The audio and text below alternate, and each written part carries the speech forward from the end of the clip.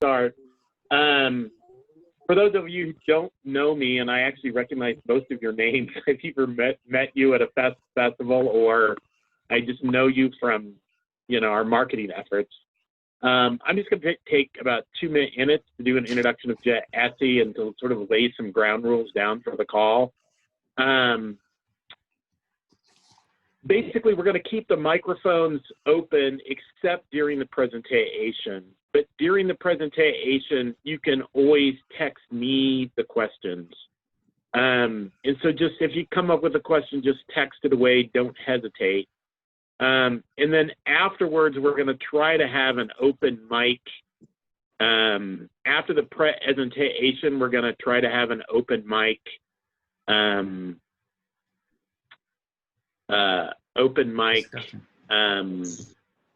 Question and answer. Policy. And then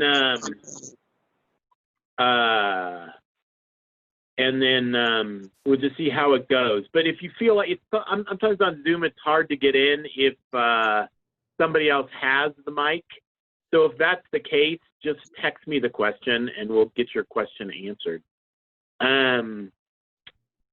So there we go. Do you guys want to just start with a little bit of questions or should we go right to the presentation? I think we should go right to the presentation. Jesse, can you mute everybody? Yep. And then you can start. Oh, and I'll say some nice things about Jesse while he's doing logistical stuff. Jesse's been a bird guide in Texas for over 20 years. He's been a birder in Texas for 20 years. He's been a professional bird guide for 6 years. Jesse was born and raised in the Texas Hill Country, and clients always rate Jesse's bird finding skills really high. And they always compliment on what good company he is during the tour. So with no further ado, we'll have Jesse do his thing. Go ahead, Jesse. Let me see if I can get my screen share going here. And I think there. Does everyone see a giant golden cheek warbler? All right. So I guess, let's see, make sure everything's set up right. All right, so let's get started here. Again, if you have any questions as things are going on, just let Chuck know and I will do my best to answer you as we go along. But I want to start off with talking about birding across Texas. So Chuck already gave me a little bit of an introduction. I've been birding in Texas for a very long time, and I have traveled to a lot of interesting places going birding as well. That's me standing in front of the reactor number 4 at Chernobyl. So there were some interesting birds there. But I'm always on the lookout for interesting birds. And when I'm not doing birding trips, I'm a poultry scientist. So if you ever have chicken questions, I can help you out there as well. But now I want to move on and talk a little bit about why birding in Texas over the many other options that you might have out there. So the first reason is it's one of the most diverse states to bird in the country. You don't have to leave to go anywhere to see some of the interesting tropical birds, and there's just lots and lots of other birds that you can see right here in Texas. There's about 650 recognized species here in the state. And if you go on eBird, I think the current total is 669. There might have been 1 or 2 more added since I made this presentation a few months ago. But there's, needless to say, there's lots and lots of birds here and lots of birding opportunities. So no matter what time of year you want to come down here, there's always going to be something to find. There's lots and lots of migrants that come through here, plenty of resident birds, and of course the specialty birds that a lot of people specifically come here to try and find, which we'll get into discussing some of those in a little bit. There's actually one, and if you look at my video right behind me, there's a black-crested titmouse.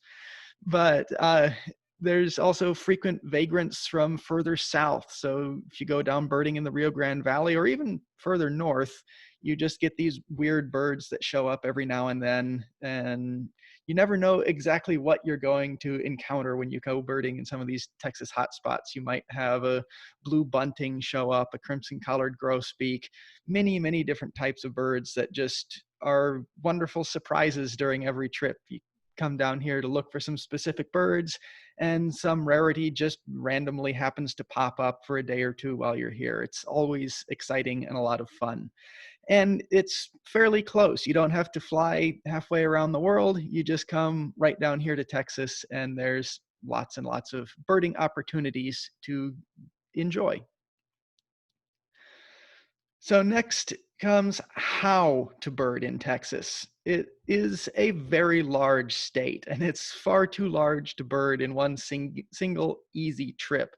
If you want to come down here and chain together 3 or 4 different trips, you can get to most of the different corners in Texas in one visit, but I usually recommend coming back for several different trips to visit the different birding regions around Texas.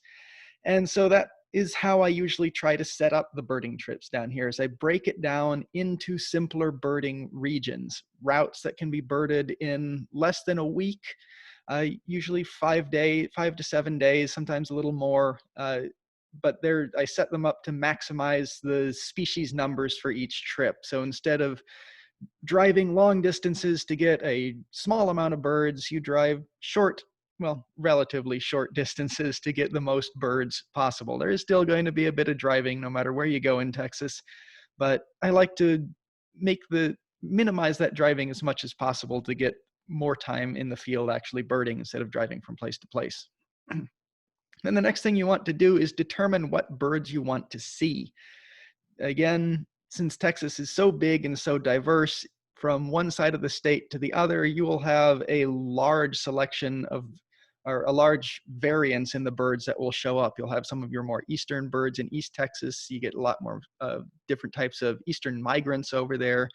Then you have specialties out in West Texas that you can only get there. Kalima warbler, of course, is the most well-known bird out there. And then all the South Texas specialties, if you want to see those, you pretty much have to go down to South Texas. And then finally, you determine the time of year you want to go. Texas does have quite a swing in its seasons, and right now it is a little warm outside there. It's been getting up into the triple digits the last few days. But if you're a northern birder who lives up north and gets tired of the snow in the wintertime, our winters down here are fairly mild, and you'll see people walking around sometimes at Christmas time in shorts and a t-shirt because it's just nice, comfortable weather to be outside and birding. And of course, the birds are different at different times of the year as well. You won't be getting any of the spring migrants in the middle of winter, and you won't be getting the wintering sparrows during spring. So now I want to talk a little bit about the different birding regions of Texas. This map here shows the main ecoregions in Texas, where Texas has been divided up into significantly different amounts of habitat. Let's see if I can get my little annotation thing working here to draw on the screen. So the first area, and where I live, is the hill country, and that's basically this area I'm circling right here. You've got Austin is right up here. You've got down here is San Antonio, out here is Junction, and it's just, or Junction's a little bit further, but whatever. But this is right in the middle of Texas, and there are certain specialties that we get out here that I'll definitely talk about in a little bit. Then you've got your South Texas and Rio Grande Valley, which is way down here. You've got your Gulf Coast prairies combined with more of your southern plains and areas down here. So you get your arid lands, scrub lands, as well as getting some more marshy areas and different kind of habitat there. So in a small area right in here, right in there, you can get coastal birds and you can get far more inland birds in a short amount of driving. Usually within an hour and a half or so each day of driving, you get a large variety of birds. So then you've got the Gulf Coast, which is usually broken up into the upper coast, it's about that area, the central coast, and the lower coast, which is down here. And those will be combined in with different trips, but there are different birds depending on which coastal region you go to. Central coast is where most of the whooping cranes spend the winter time. Upper coast is where High Island is and a lot of the famous migrant traps. And then of course, South Texas, you get South Padre Island is an excellent place to bird along the coast. Then you have East Texas, which is this nice green area over here. And East Texas is going to be a lot more piney woods areas, larger coniferous forests. Again, a different selection of birds. You get migrants that go through there, and you get birds that spend the summer nesting there. You get prothonotary warblers nesting up there, and just a lot of interesting species, red cockaded woodpeckers, Bachman sparrows. Then you've got way out here is West Texas. That is Chihuahuan desert regions, a little bit of Arizona, New Mexico mountainous areas, which is just this tiny little place up there. So if you're a Texas birder, this little purple area is where you can get some really interesting birds on your Texas list. But if you're just a birder coming into the state from outside, there's a lot of other areas you can get those birds. But for Texas, that's a special little place for us right up there in West Texas. But all of West Texas out here, you get a really interesting amount of birds. And usually when I go to West Texas, I start here in Central Texas and do the long drive out there, so we get to bird through some of these different ecoregions as well. Then finally, you have North Texas, Panhandle, this whole big area up here. You do get a lot of different regions up there, but as far as specialty birds, there are less of them to be found up there. So I don't run nearly as many tours to North Texas, just running some specialty trips, especially in the winter time if you're wanting to get some of those more wintering hawks and some of the sparrows that you have to go up much further north in the summertime to get. It can be a fun area to spend the wintertime birding if you're not going down to South Texas. But now let's move on. Let's clear off all my drawings and go on, if it will let me, to the next page. There we go. So now I want to talk just for a bit about birding seasons here in Texas. Like I said earlier, there are different times a year that you want to come here. So the main 4 seasons, spring, fall, winter, and summer. So spring, you've got migration time. This is pretty much my favorite time to bird here in Texas, is in the spring. The temperatures are still nice and cool most of the time. The birds are singing, they're active. The ones that are residents are on territory and vocal and easy to find. The migrants are moving through. So that starts about March and goes through May. And it's a very pleasant time to bird here in the spring. The next favorite time that I like is the fall. It's starting to cool off a bit from the heat of the summer, and you get some of the fall migration birds. Now, to enjoy fall migration to the fullest extent, you have to go to a few different places than during the spring. You usually go a little bit further south because you don't get those mass migrant movements that fly across the Gulf of Mexico. I'll talk about some of that in a little bit. But the fall is a very enjoyable time. So August through November, you get fall migrants, you get lots of shorebirds, you get some birds that take a little bit different route south that you don't always get in the springtime. And you can just go out and enjoy birding, usually in South Texas is where I recommend then. Then winter is a good escape from the heat of the cold of the north. You can come down here to the warmer temperatures in Texas in the winter. You get lots of wintering birds. This is when all the sparrows are here, well, most of the sparrows. And of course, all the resident birds like the green jays, plain chachalakas, especially those birds down in South Texas, they're going to always be there year round no matter what. So you can come down, get out of the icy cold north and enjoy a few days birding down in South Texas. Finally is summertime, which really it's just hot. I don't always recommend people to come birding in Texas in the summertime unless you have a specific reason to do so. There is a very interesting gathering of purple martins that gather in late July and August, where you can have 500,000 birds in one parking lot center. So if you are in Austin in late July, that can be somewhat interesting of an experience, but otherwise, if you're planning a specific birding trip, I would plan a different time of the year because it just gets so hot midday. The birds aren't out. The birders don't want to be out. There's just better times to do your birding than in the middle of summer in Texas. So now I want to talk a little bit about specific locations and how to bird them. I talked about the general ecoregions and places I like to run tours. So now I'll move on and talk a little bit more detail about each area. So birding in the hill country that's where I live in Wimberley, right in the middle of central Texas. And best time to bird the hill country is usually going to be the spring. That's when most of the specialty birds will be arriving. Target birds, of course, are the most famous is our endangered little golden cheek warbler. They only nest right here in central Texas. So you either go down to Central America and Mexico in the wintertime, or you come right here to central Texas to see the golden cheek warbler in the spring and or summertime. We also get the black-cap vireo. They have a little bit bigger range. They stretch on up into Oklahoma a little bit, but for the most part, the black-cap vireo's range is right here in mostly in central Texas. And you get other gorgeous birds like the painted bunting is one of my absolute favorite birds. He comes and visits my feeders in the backyard. Just gorgeous, colorful bird. There's lots of other birds, of course, to be seen around the hill country as well. But the main target birds that 99% of the people that come here want to see are the golden cheek warbler, and the black-cap vireo. And the reason I usually recommend coming in the spring is because that's when they're singing. They are here in the summertime and a little bit into the fall before they migrate south.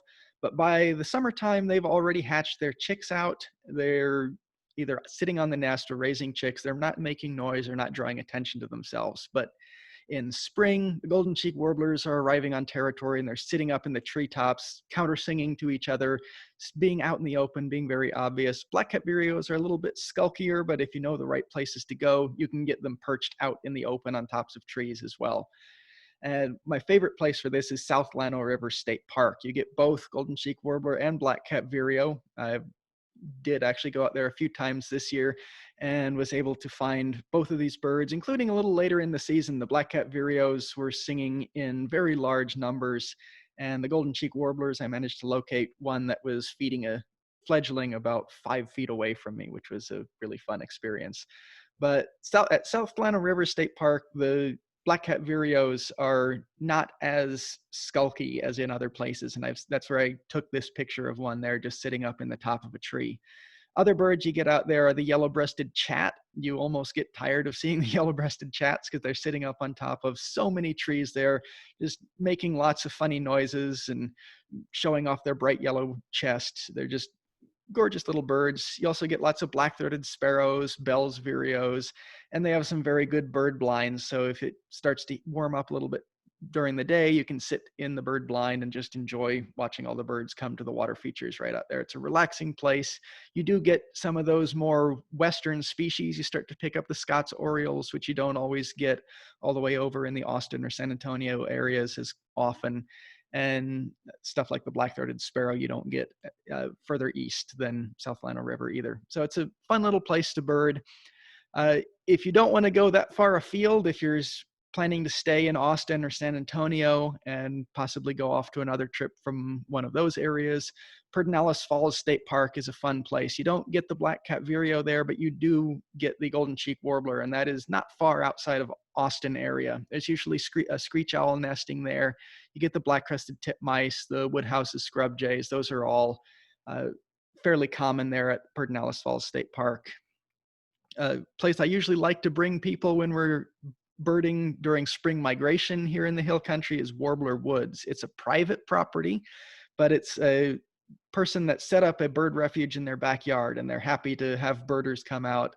And some days they'll have 15 to 20 warbler species that show up in their backyard during spring migration. So it's a fun little place to go.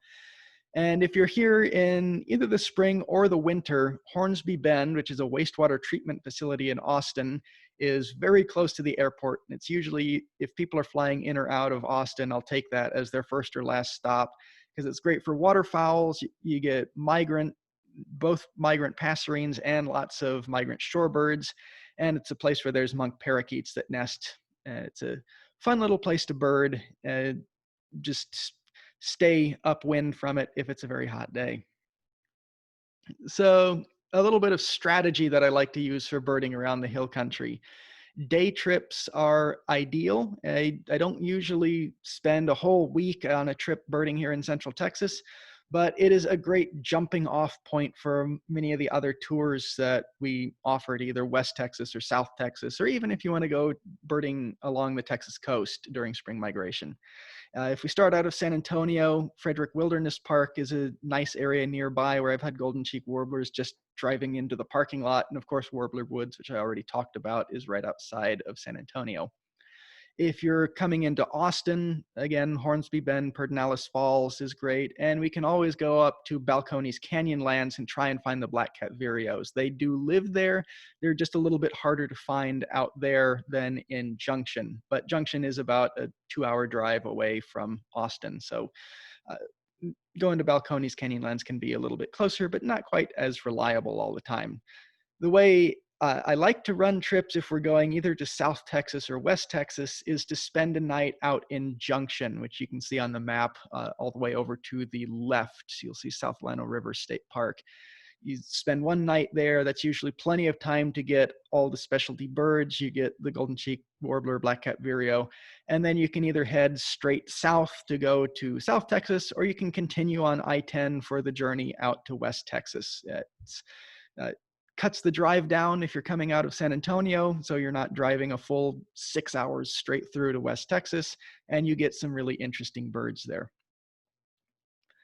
Now I'll move on to talk about birding in South Texas. Of all the trips I run here, South Texas is probably going to be my favorite place to bird in Texas, just because of the amount of colorful specialty birds you get there. Pretty much any time besides the dead of summer is going to be a good time to bird in South Texas. And if you don't mind the heat, you can even bird down there in the middle of summertime. But you can get stuff like green jays are all over the place, plain chachalacas, great kiskadees. These are all very common birds down there. Very colorful. That's the green jay you can see is the top picture on the right. You get things like white-tipped dove. There's places where Aplomado falcons are very, very reliable to find, and we always go to one of those places. Altamira orioles come to hummingbird feeders all over the place, and if you go to the correct spots, you can usually find morlets, seed eaters, Audubon's orioles, and the parrots. We have native red-crowned parrots and green parakeets down in South Texas that form very large flocks, and it's usually a highlight to the end of the day. Before or after dinner, going to a great big parrot roost and watching hundreds of these screeching parrots come flying into a treetop or line up along a power line. So a few of my favorite places to bird down here. First one is Estero Llano Grande State Park. For one, you get a lot of variety of birds. I've had days where I'll spend a morning at Estero Llano and get anywhere from 65 to 85 species just in a morning there. And this includes stuff like Altamira orioles. One of the most well-known birds there is the world famous common paraki that gets photographed there. There's a place where the paraki have been sitting 3 feet off to the side of the path, and they've been there for probably close to a decade now. They're extremely reliable, and you get really good looks at these otherwise elusive night birds. On a good day, you can get all 3 kingfishers there. That's the belted, the ringed, and the green kingfisher. You can see them flying around there. There's lots of big ponds, so you get a huge assortment of waterfowl, including stuff like cinnamon teal. You get eastern screech owls in decent numbers. There's usually a few of them that have been staked out.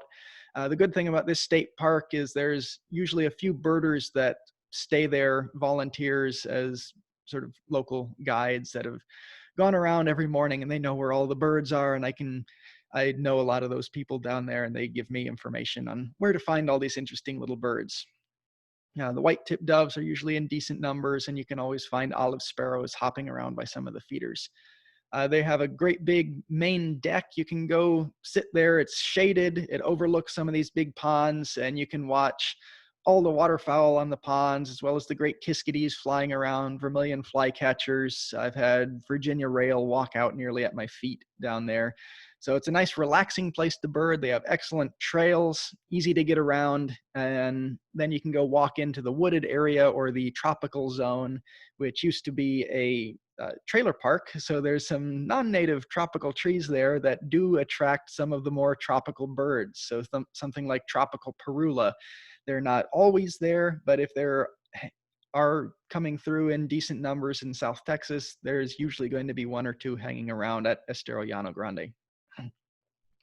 Another place I always like to go is Laguna Atascosa National Wildlife Refuge. This place is good year-round. This is the place where the Aplomado falcon has been reintroduced in decent numbers, and they're self-sustaining. They're coming back, and almost every visit I go out there, I get Aplomado falcon. They have Botry's sparrow out there. It's one of the good places to find Botry's sparrow. Groove-billed anis can usually be found around there. And this is also a very big open area, so you get places or birds like Harris's hawk and Chihuahuan raven are just driving into the refuge. You usually get lots of those. Now the Botry's sparrow, they're an odd little sparrow in that they really only show up in the middle of summer. So that is one of the few birds that you would get just in the heat of the summer. If you look in some of the guides, you'll see that some of them actually show that they're there year round, but you would almost never find them outside of the middle of summer. I've looked for them in the fall, in the winter, in the spring, and they're just not there. So I go there in either late spring or very early fall, or just brave the heat in the summer if you absolutely need to find a Botry's sparrow. South Padre Island is always a treat for birding. You get lots and lots of migrants, and this is one of the best places I've found for fall migration. It's good during spring migration as well, but spring migration is good all along the coast because the birds have to fly across the Gulf. But when they're heading back south, they'll usually trace their way along the Gulf Coast instead of flying directly across, and they kind of converge on South Padre Island. So in the fall, you can get just massive amounts of birds right there on the island. I've had them hopping along the boardwalk in 5 or 6 species at a time, just 6 feet in front of me, sitting on a boardwalk going through a little mangrove swamp. And this is also a good place to find the mangrove subspecies of the yellow warbler. It hasn't been split into a full species yet. I don't know if it will, but it's a pretty little bird, and it's a unique little subspecies. It's a yellow warbler with this kind of rusty red head. So a gorgeous little bird, and they're usually there year round. In the springtime, they're going to be more vocal, but you can find them singing even in the fall during fall migration. And you just get various vagrants that show up there. The Tamaulipas crow sometimes comes out there. There's been just all kinds of birds that randomly show up at South Padre Island because they get lost. And that's an easy place for them to just sit around and wait for something to happen. There was, during the Rio Grande Birding Festival a few years ago, a masked booby showed up and sat there at a restaurant at South Padre Island where you could walk up 3 feet away from the bird and get a great look at it. So you just never know what's going to show up on South Padre Island. Then you've got the whole Brownsville area is a nice place to bird because you can get Tamaulipas crow there at the Brownsville dump. For a couple years ago, it hadn't been seen for about 7 years, but then it started showing up in small numbers. It's not always there, but if they're around, we always take our trip out to the Brownsville dump and get a look at the Tamaulipas crow. At the dump, you also get great looks at white-tailed hawk. They come in fairly close. You get large amounts of gulls. Of course, you sort through the laughing gulls, and you can pick out lesser blackback gulls, glaucous gulls, and just interesting vagrant gulls that may show up there at any time.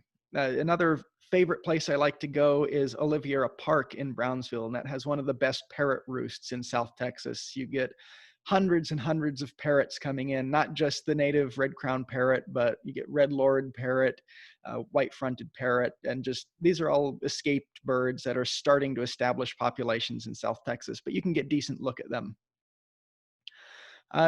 Then you can go down Old Port Isabel Road, get Aplomado falcons there, and Palo Alto Battlefield is another place where you can sometimes find the Botry's sparrow.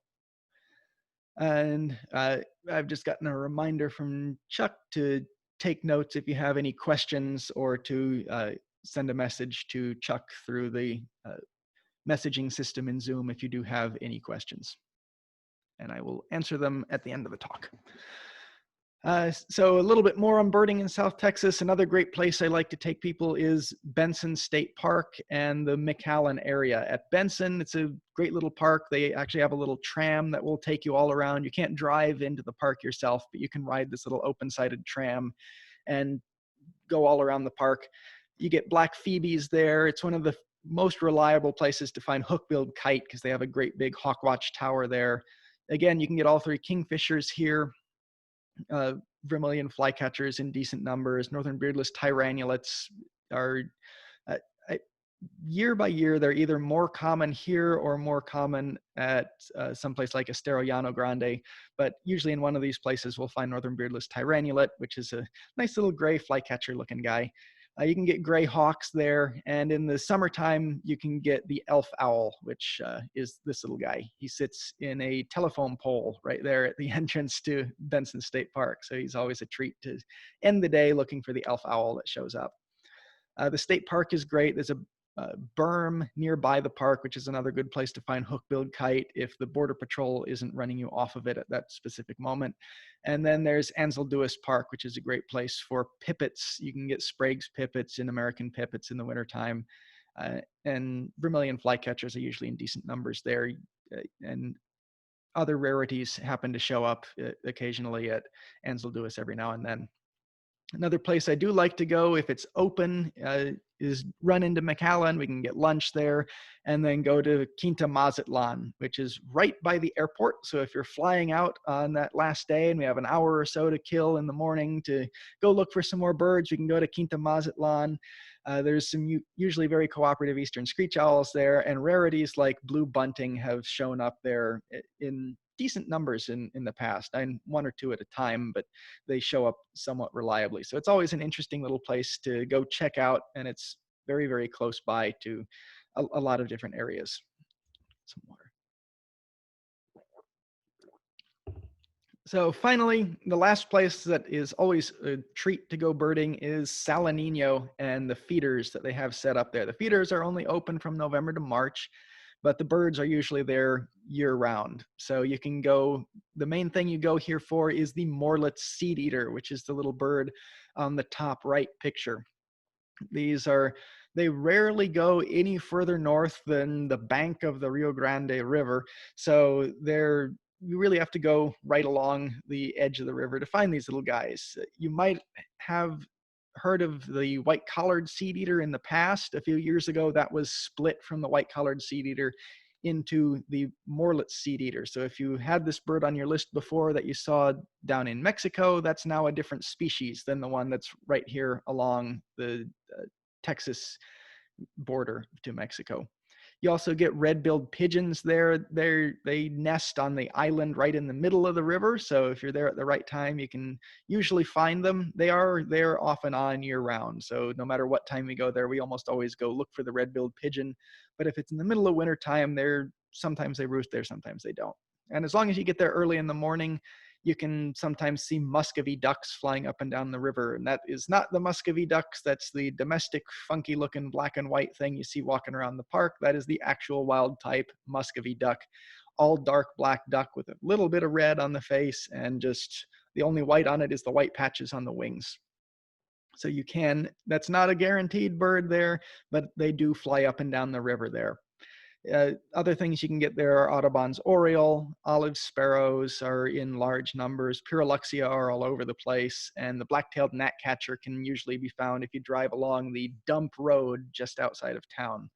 Usually I arrive at or before sunrise, so this is on most of my trips. This is going to be the earliest morning because you have to get up a little bit early to get there right at sunrise, but that gives us the best chance to find the Muscovy duck and the red-billed pigeon before they head out for the day to go do whatever it is those birds like to do throughout their day.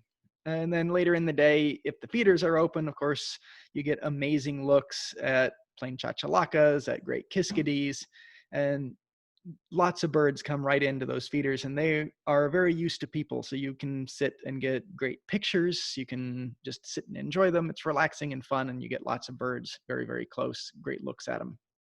And then later in the day, we'll go drive around the dump road looking for black-tailed gnatcatcher, Pyrrhuloxia, cactus wren. And if we don't, for whatever reason, happen to find the seed eaters right there at Salanino, you can go up to San Ignacio, where there's another sanctuary that does sometimes have the seed eaters there as well. And if they're throwing out feed, the seed eaters can usually be found fairly easily there. So the strategy I like to use for my trips birding in South Texas, let me go ahead and pull up my little pencil thing again. I usually like to have a single base of operations. Most of the time that's going to be Alamo Inn, which is right here just outside of McAllen. It's a great little inn that caters directly to bird watchers, so there's no worrying about them not having breakfast early enough in the morning. They will have breakfast as early as the birders want it so they can get out and go birding. And it's just a nice little place in a relaxing part of town that's also very centrally located for a lot of great birding locations. Estero Llano Grande is just outside. It's just a short drive down the road. And then you have right over here, right outside of McAllen, I think right about there, is going to be Benson State Park. And you just get lots of other birding opportunities there. The longest drive for the day is going to be over here to Salanino. That's where you go to get the seed eaters. So we definitely want to drive up there. Some other tours, especially if they're coming from doing a Central Texas tour up in Junction, will spend the first night or the last night in Salanino, because you drive straight down and you get to Salanino, spend a night there, and then you go down here and spend the rest of your time down around McAllen or sometimes Harlingen area if we're not able to get reservations at Alamo Inn for that time.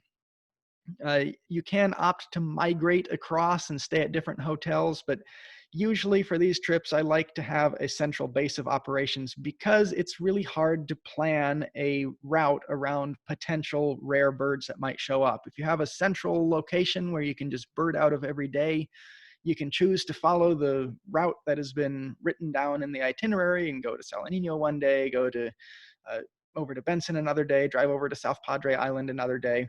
Or you can go chase whatever rare birds show up and change the order of operations around a little bit. So you go to those other places at a different time while giving you a better chance to find the rare birds. And that way you're not worrying about changing hotels.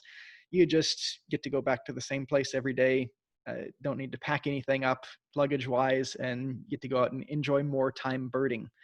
For these trips, I usually recommend 5 to 8 day trips that lets you cover all the hot spots down there, get all the rare birds that may show up, while also getting all these specialties. You can do shorter trips, but you will likely miss a few of the specialty birds just because you have to go to a few different places each day, and it gets to be a little bit rushed. So 5 to 8 days are going to be your ideal time for birding in South Texas.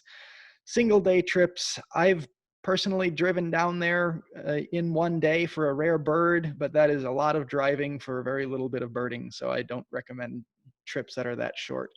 And also the Rio Grande Birding Festival is usually a fun time that is canceled for this year. And we're running birding trips around that for this upcoming birding season, since we're not going to be able to do South Texas birding trips. And I'm hearing yeah, let's just open up all the mics and see if we have any questions out there. Yes, good. Can we unmute everybody enough? Let's see. There's a mute all. I don't know if there's an unmute all. I think we can just go down. Yeah, I just hit request for everybody to unmute. Yeah, okay, great. Okay, so we had about 12, 15 people in the call. We really down to 4 or 5. I know we got a bunch. What are you talking about? Yeah, we still see a bunch. Okay, good. What am I talking about? Oh, there we go. We got 13 participants. Anybody got a question? Just unmute yourself and ask away. Yes. I have a question. Do you ever take just day trips out of Austin, like to the different parks that you do? Yes, I do. If you're wanting to just go out for a day, I do offer private guided trips as well for that if you don't want to get on a longer tour. Okay, thank you. And yeah, if there's any specific birds you want to see, just let me know. Of course, the warbler. And I'm back. Yep, shoot. Any other questions? I like a couple of years, last year, Jesse and I went out just for a day around Austin. I flew down for the birding festival, and we just my niece had a play in Austin, and we birded around Austin for a day and had a great time. Okay. Anybody else got anything else? Yeah, I got a question there, Charles. do you have for the different trips, the bird lists like up on the website so you can, kind of, see what birds you get and kind of arrange the trips around that, or? Yeah. Do you want me to answer that, Jesse, or do you want to? Yeah, we can both answer that if you have. I'll let you put your input in first. Yeah, so my 2 cents on that, it's 4 trips in the United States. When we do a trip in like Ecuador, for example, there's 400 species. So a frequency list or a trip report kind of makes more sense. For our USA trips, if you just read through the trip description, you'll kind of see the target species mentioned for each day of the tour. And truly that's kind of a good feel to get to get a good feel for what birds are there. And then Steve, look, if you ever want a trip report or frequency list, just email away and we will provide. And there you go. But I mean, quite frankly, reading the trip descriptions for domestic trip pretty much covers it. And there you go. Do you have any kind of like, for someone who's never birded Texas, do you have like a recommended strategy or order of battle or anything on that order? Something on to help coach your decision? Yeah, I can comment on that a little bit. Usually for your first time birders in Central Texas, I'd say go do a South Texas trip. You'll get the most new birds that way. If you're specifically wanting migrants, you can do, which is the next thing I was going to talk about, is birding along the Gulf Coast and doing something like a high island birding trip. That is spring migrants and more eastern species. But as far as specialty birds that are easy to get, South Texas is going to give you likely the largest number of birds for your first trip here. And it's a very, very fun place to bird. Jesse? Yeah, I cute, Terry. Oh, Jesse, hi. Yeah, this is Terry Hurley out of Sugar Land, Texas. And the Warbler Woods really sounds very interesting. You mentioned that it was a private property. Yes. How do we get access to that? Well, you go to warblerwoods.org and you send an email to the owner. She has her own website up. It's Susan Shazler is the name of the person there. And I'm not sure what her current policy is with how everything is being closed down right now, but you can always send her an email. There is a gate code that does change, so don't just show up there. Always send an email before you head out. Okay, great. Thanks. That sounds easy. Yep.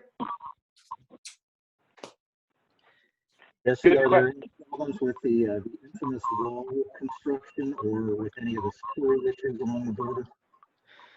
What was that? You were kind of breaking up. I'm sorry. Is there any problem with security issues along the border or anything going on with construction of the interstate? Okay, so construction of the wall and security issues along the border. So far, I have not encountered any issues with either of those. All the places that I take people to are well-known birding spots, and they're going to be patrolled by the Border Patrol, and you won't have, I've never had any encounters with cartels or anyone that is going to be any type of threat down there. It's very safe. All the places that I go to are nice and easy places to bird and are fairly secure. And as far as the border wall, the construction on that, unless they've snuck it in the last couple of months, has been not gone through any of the major birding spots. The older wall that has been down there for a while does partially go through some different areas, but there's open access to go through it and get birding on the other side. So right now, that is not impacting any of the birding trips down there. And I would not worry about safety down there. I'm not going to take you into any sketchy looking little areas to look for a bird. I do take safety into consideration in all the places that I go birding. Yeah, thank you. Yeah. Any other questions? Now, you talked about that eastern migration and high island and stuff. Now, we're speaking specifically to us. We're from Florida. Yeah. How does your spring migration differ from our spring migration west coast of Florida? Okay, so there are going to be birds that you will see as common birds, most likely. I haven't birded a lot in Florida during spring migration because I'm usually in Texas. But from what I understand, you get more stuff like black-throated blues, you get more blackpolls, Cape Mays through there. That would be a rare bird for us. So for you, you might be more interested in some of the more western vagrants that sometimes show up there. Like sometimes we get Townsend's warblers coming through there and some of these more western type birds that would show up in that area.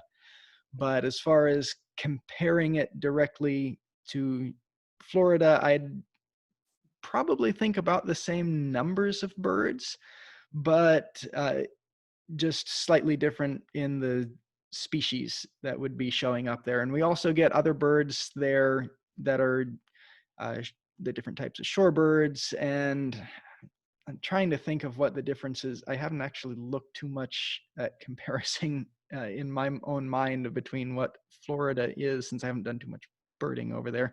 But stuff like we go looking for rails. Well, up until recently, I was able to find black rails fairly reliably, but that has been closed down. But I can still go look for black rails, yellow rails, king rails, clapper rails, Virginia rails are all around there. There's good marsh birding areas, and you get stuff like Bachman's sparrow, which I'm not sure if you get in your area of Florida or not. And there's a couple places, but they're pretty rare. Okay. So yeah, we can find lots of Bachman's sparrows. You get red cockaded woodpeckers, brown-headed nuthatches. Okay. So the black and yellow rails would be, we've no luck at all and almost impossible to find. Yeah, that there used to be yellow rail walks at Anahuac Wildlife Refuge that this last year they closed off because you could get all the rails on that one walk, including black rail and yellow rail. But now black rail has been listed as endangered, so they don't want to take groups of 50 birders running through the marsh to try and scare them up. So I'm currently in the process of looking for alternate locations. I've found a couple others from local birders in the area that have had them in other places. The last time I went down to one of them, they had just run through it with a great big tractor and mowed it all down, so there was no rail. But they are definitely in decent numbers in the area, and I can take you to a place where you will hear them, but getting to find them, I'm got my fingers crossed. Hopefully I'll be able to locate another spot in this next year or so, or they might change their policy on doing the yellow rail walks again. Okay, because those would be that would kind of like complete the set for us.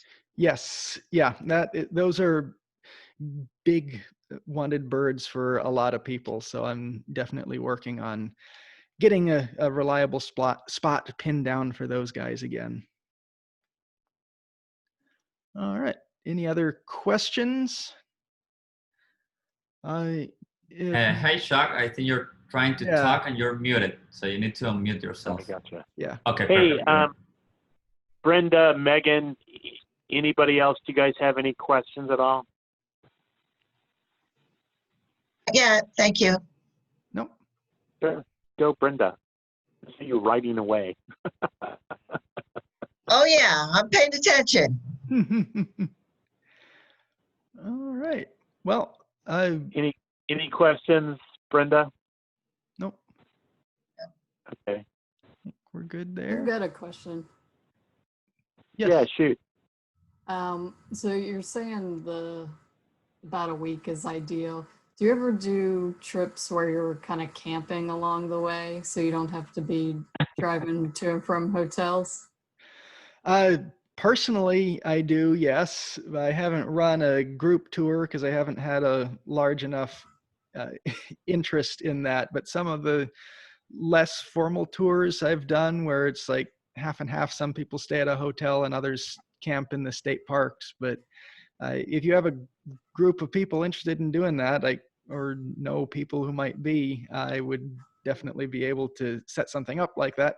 I just haven't had Okay. the What are demand the for a typical tour. group sizes? Group sizes are anywhere from 4 to 8 people. Okay. Hey, and am I on mute here? Yep. Megan, you still there? I am. Okay. Hey, so over the history of the PIB, 15 years, we have we have offered camping trips before, and truly few birders are interested in camping. And it's always surprised me because I'm sort of a lifetime camper. But it's really just trying to get a group of people together with the same idea of camping and birding. And Jesse's right. I mean, if you came to us with a group and said, "Hey, we want to hire a guide and go camping and birding," that would be great. And given you don't have a lot of lodging costs, you could probably do that a little bit cheaper. But that being said, marketing a trip that way has always been really difficult. We simply just can't find, 6 or 8 people interested in camping in the same place. And then the other problem in camping in Texas, just so you're aware of it, is camping sites in the Rio Grande Valley are pretty slim. A lot of the camping sites they had around Benson State Park, for example, they closed that area to make it into a birding site. So there's not a lot of camping available in the Rio Grande Valley anymore. That's my experience. Anything else you want to add to that, Jesse? Yes, for South Texas, the few campsites that are available usually charge as much as a cheap hotel anyway. But if you want to do something like a West Texas trip, there are more options to camp out in West Texas, or even if you do a East Texas trip, there's a few national forests up there which are good for camping. Any other questions at all? We got about 8 minutes left. I'm just going to talk a little bit about our COVID-19 policy in terms of bookings.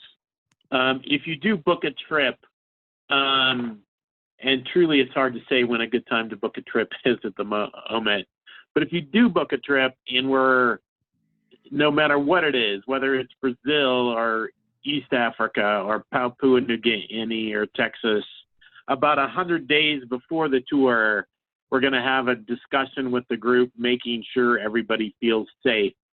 And safe means a lot of different things to a lot of different people.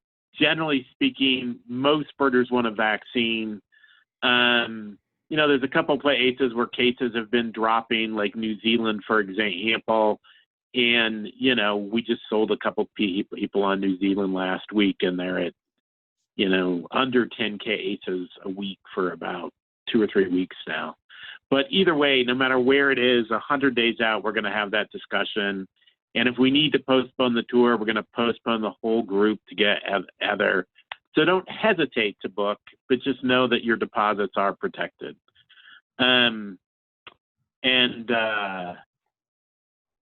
Any other questions at all? Well, if not, I can run through quickly Upper Texas coast birding. And you can, go for it, Jesse. Yeah, so I'll do this a little bit quicker than the last ones because we don't have a ton of time left. But birding along the Gulf Coast, best time is going to be during spring. That's going to be spring migration time. And target birds are all kinds of migrants. You can get whooping cranes down there, of course, shorebirds, roseate spoonbills, rails, which I already touched on a little bit. High Island, of course, is the famous place to go birding. You've got all the sanctuaries there, Boy Scout Woods, Hooks Woods, Smith Oaks. Migrants are incredibly unpredictable. One day can be absolutely amazing, and then the weather changes and most of them fly away. Thankfully, Smith Oaks also has a rookery with hundreds of nesting spoonbills and egrets and herons, so that's always fun to go out there. And then you can go to Bolivar Flats, Bolivar Peninsula, great for both spring and fall shorebirding. You can go to Well, Rollover Pass, it used to be better than it was now. That they just filled in Rollover Pass, so it is no longer a pass, but it is a beach area now where you can get lots of shorebirds. Yacht Basin Road is a famous place for finding clapper rails that will walk almost under your feet. They just walk along the side of the road. And no matter the time of day you go there, you can usually get great looks at clapper rails. Tuna Drive and Bolivar Flats are all excellent places to go birding as well. Tuna Drive is great if you want to see seaside sparrows and Nelson's sparrows. Bolivar Flats and the jetty down there, you can get hundreds of American avocets during migration. You can get piping plover, snowy plover, Wilson's plover, semi-palmated plover, red knots, tons of dunlin. Sometimes there's a Jaeger that shows up there. There's Pomeranian Jaeger, parasitic Jaeger. They're not always there, but if the winds blew the right direction, one might show up there. And again, it's another place that attracts rare and unusual birds. Years ago, I had a king eider there, which was hypothesized to have ridden down on one of the big shipping container ships that goes in and out of the port. So lots of interesting stuff shows up there. Then Anahuac National Wildlife Refuge, great place for rails. Purple gallinules are usually there in large numbers. Occasionally groove-billed ani, good place for boat-tailed grackle, and of course, lots and lots of American alligators. If you want to see whooping cranes, going to Aransas National Wildlife Refuge or Rockport sometimes is good in either the late fall or the early spring or all winter time. They spend the winter down there. A trip that I like to run, it only runs once because it can only run once, is in early spring, where you go down, you get the whooping cranes right before they leave, then you bird the migrants along the coast, and then you go up to central Texas to get the golden cheek warblers that are just arriving. So you can get those as the whooping cranes. It's the changing of the guard trip. The whooping cranes depart and head north, and the golden cheek warblers start arriving that same week. So that's a really interesting, fun way to get a whole lot of nice birds. Then, of course, Mustang Island, Corpus Christi, they have a very well-known hawk watch. It was, I believe, the first hawk watch in the fall in the United States to get over 1 million birds on its list. So you can, I do run trips down there occasionally to do that Hazel Baysmore Fall Hawk Watch, and spring migrants is always a fun place to go birding during the spring. Now, just a quick note on how migration works and why it's so unpredictable. So here we have the Gulf of Mexico. The migrants usually start in the spring down here on the Yucatan Peninsula. They will form up right along this edge here and then fly all the way across the Gulf of Mexico to get to the Texas coast, or, well, the general Gulf Coast, but the ones that are migrating this way come this route along here and show up in High Island. And if the weather is great down on the Yucatan Peninsula, they will start flying north either that morning or they'll fly overnight in the evening. And if they have a tailwind, they will just keep on going north. When they hit land, they will use that wind coming behind them to propel them further north. But if they hit a storm or a wind coming from the north, then they will stop and they will get worn out by hitting that resistance as they head north. And that's when you get the amazing fallouts along the coast. However, what some people don't take into consideration is if you do see that wonderful north wind and you show up and there's no birds there, that's probably because there was just bad weather down here on the Yucatan Peninsula as well, and the birds never actually left. So you have to take weather considerations in both areas to see if the birding is going to be good. And of course, before a trip starts, that's really hard to predict.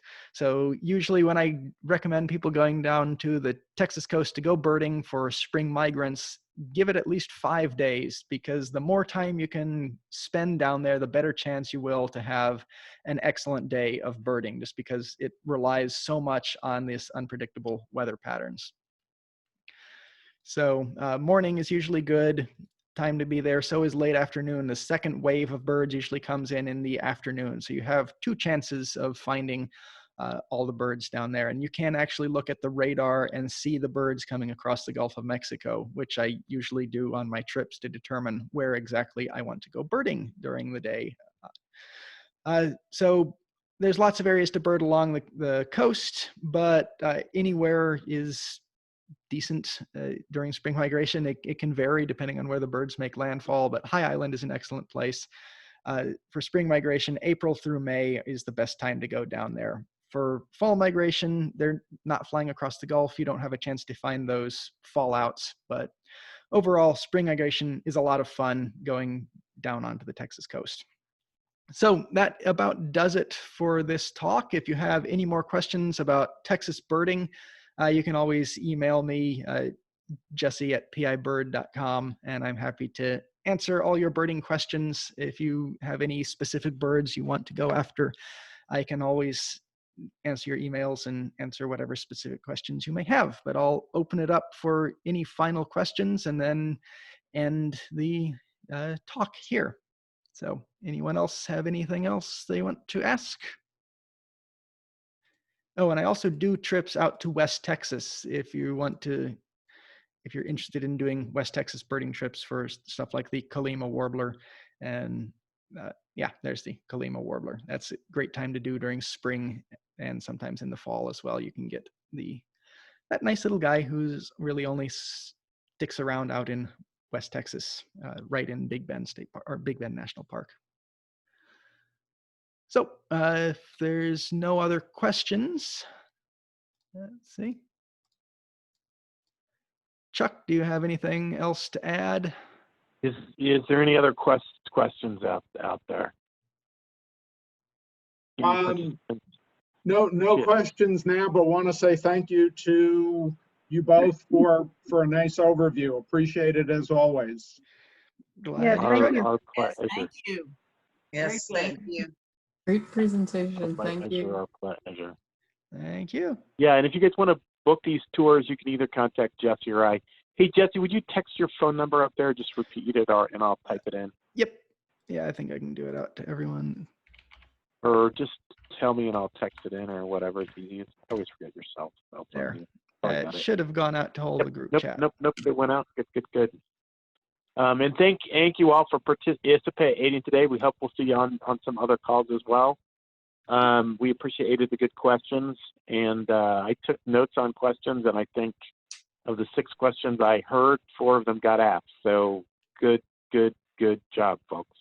Anything else, people? No, Hearing none, I appreciate think it. we'll call it a wrap. All right. Thank you. Thanks for Thank you. tuning in. Very good. Thanks very much. Bye. Enjoyed it. Thank you. Bye-bye, guys.